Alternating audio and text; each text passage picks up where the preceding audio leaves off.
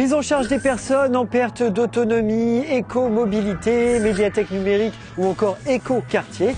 La communauté d'agglomération de Saint-Quentin en Yvelines développe l'innovation au service des habitants. Et c'est ce que nous allons voir ce mois-ci à travers 4 exemples.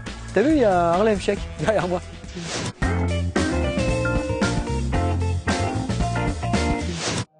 Permettre aux générations qui montent de vieillir chez elles. Nous y pouvons quelque chose collectivement en mettant en place des dispositifs, en donnant les outils de l'autonomie, en les rendant financièrement accessibles. À 50 ans en Yvelines, l'innovation au service des habitants, c'est du concret. Et l'on débute ce petit tour d'horizon par la santé, puisque le 27 avril, Michel Delaunay et Robert Cadalbert, le président de la communauté d'agglomération, inauguraient la plateforme Blue Home Care, unique en France et destinée à assurer le suivi à domicile de 1500 patients vulnérables. Cette plateforme est également partie prenante du projet Éclairage, actuellement en phase d'expérimentation.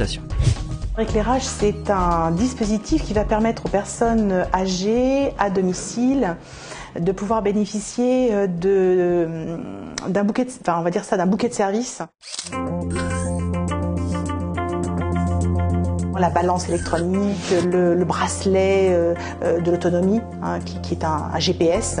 Tout ce matériel-là sera relié à une plateforme qui permettra d'alerter médecins, services infirmiers, et si jamais il y a besoin, ça permettra de faciliter les changements de traitement, des choses comme ça.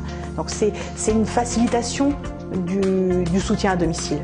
Et là, donc justement, on va voir comment on peut passer des informations d'un professionnel à l'autre pour aider le patient et pour éviter les hospitalisations inutiles.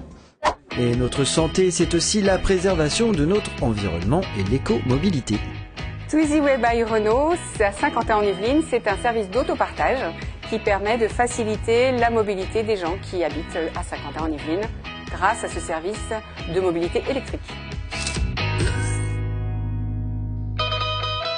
Il faut tout d'abord s'abonner sur le site twizyway.com où vous pouvez vous préinscrire et ensuite vous passez à la boutique qui est à Saint-Quentin en Yvelines, à la gare de Saint-Quentin, pour vous permettre de récupérer votre badge, qui est le sésame de ce service, et également d'avoir une explication du comment ça marche. En fait, les véhicules peuvent être effectivement n'importe où, donc en fait, ils sont là où le client précédent a laissé la voiture lorsqu'il a fini sa location à lui, et le client, avec le système de l'application sur smartphone, ou éventuellement la géolocalisation avec une carte sur Internet, il peut trouver là où se trouvent les véhicules et les réserver de là où ils se trouvent. Et le phénomène intéressant et surtout très très apprécié par les clients, c'est que vous pouvez tout à fait vous garer là où vous le souhaitez. Il n'y a pas de contrainte de station ou de borne. Vous le prenez là où il est et vous le laissez là où vous le souhaitez.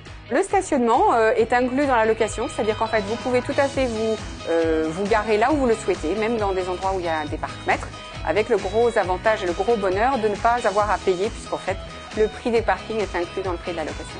Nous sommes donc partenaires effectivement avec la communauté d'agglomération depuis le départ du projet, puisqu'en fait c'était une volonté commune de mettre en place ce service, et les échanges ont été communs depuis le départ, c'est-à-dire environ depuis 2 ans. TwizyWay pour l'instant n'existe qu'à Saint-Quentin en Yvelines. J'utilise au moins 2 fois par jour, le matin pour aller à la gare, le soir pour rentrer. Et si éventuellement j'ai des courses à faire dans Saint-Quentin, je reprends un véhicule également. Le véhicule en soi est vraiment sympathique, quoi. C'est un véhicule qui est 100% électrique, donc il y a quand même une notion écologique. Et puis aussi l'avantage avec le partenariat avec la ville de Saint-Quentin, c'est que il n'y a pas de paiement de place de parking. Quand vous utilisez le véhicule, vous pouvez le déposer où vous voulez. Et vous n'avez pas à payer le parc-mètre. Et moi, j'utilisais jusqu'ici mon véhicule personnel pour aller à la gare tous les matins et je payais un abonnement de parking. Donc du coup, là, ça me permet de concilier les deux. Voilà comment se déplacer innovant, mais bientôt les étudiants saint-quentinois pourront également habiter innovant dans une résidence universitaire de 147 chambres. C'est un projet qui présente la particularité d'être un projet à très basse consommation énergétique. C'est un bâtiment qui produit plus d'énergie que ce qu'il consomme, donc c'est un bâtiment à énergie positive. Pour des logements étudiants, ça doit être une première en France. Les chambres sont disposées le long de couloirs qui reçoivent tous de la lumière naturelle. C'est un bâtiment qui est à énergie positive et également qui est un bâtiment bas carbone, jusque dans ses procédés de construction. Donc sur cette structure, ensuite on met des cloisons, on a ça sur bois, donc le bois lui-même étant un matériau très favorable puisqu'il stocke le carbone. Et on a des façades légères qui sont revêties d'une peau en bois et en verre. Là-dessus, on vient fixer à la fois en façade et en toiture le système de production d'énergie qui est nécessaire pour compenser les consommations du bâtiment.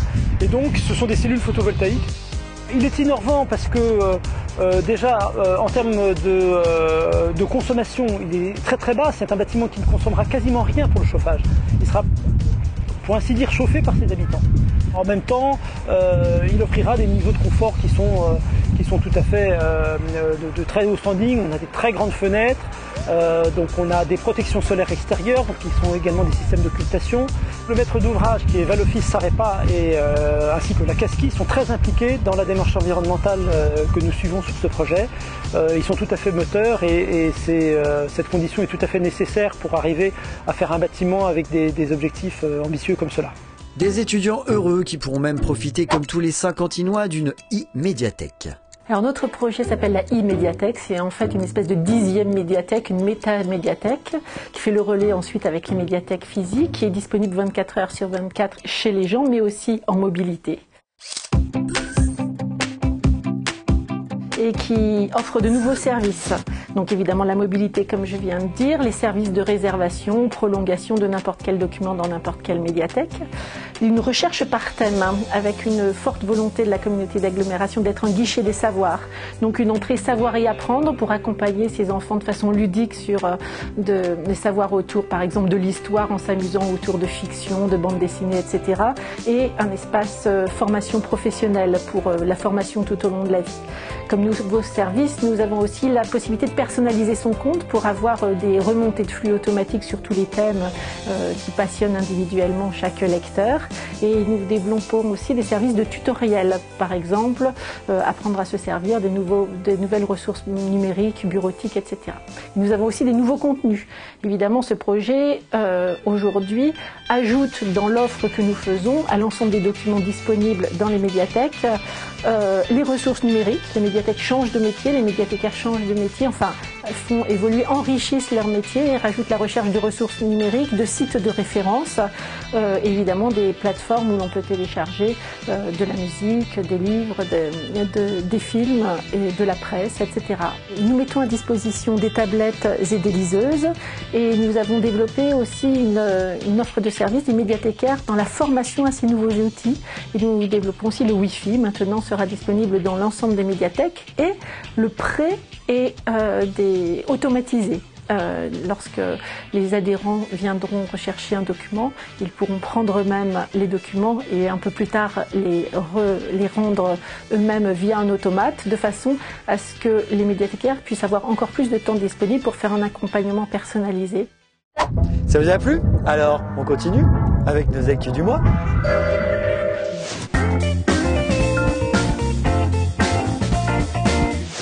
Et l'on débute ces actus avec un zoom sur les 36 bassins de Saint-Quentin-en-Yvelines qui, contrairement à ce que l'on pourrait croire, ne sont pas des bassins d'agrément mais de rétention destinés à réguler l'eau pluviale et placés sous la surveillance de la communauté d'agglomération de Saint-Quentin-en-Yvelines qui les gère et les entretient. Des huileurs pour enlever les hydrocarbures, hydroliennes pour réoxygéner l'eau. Tout est ici pensé pour entretenir ces bassins qui abritent faune et flore et dans lesquels on peut pêcher. Vous voulez tout savoir sur le futur vélodrome de Saint-Quentin-en-Yvelines? Alors sachez que l'Office de tourisme organise des visites régulières. Les prochaines auront lieu les 20 et 27 avril. Et entre deux visites, vous pourrez toujours aller vous faire un film au nouveau Ciné 7 qui a enfin réouvert en début de mois. Et pour terminer ces actus, voici une info de printemps proposée par la Maison de l'Environnement de Saint-Quentin-en-Yvelines qui vous propose le 20 avril un atelier technique et pratique gratuit pour apprendre à bien planter et créer un potager à moindre coût. Bref, sans se faire carotte quoi. Un dossier et des actus que vous pouvez retrouver dans le Petit Quentin du mois d'avril, ainsi qu'un article sur la clown-thérapie du Pallium et sur un Saint-Quentinois engagé, Jacques Costil. Alors à bientôt.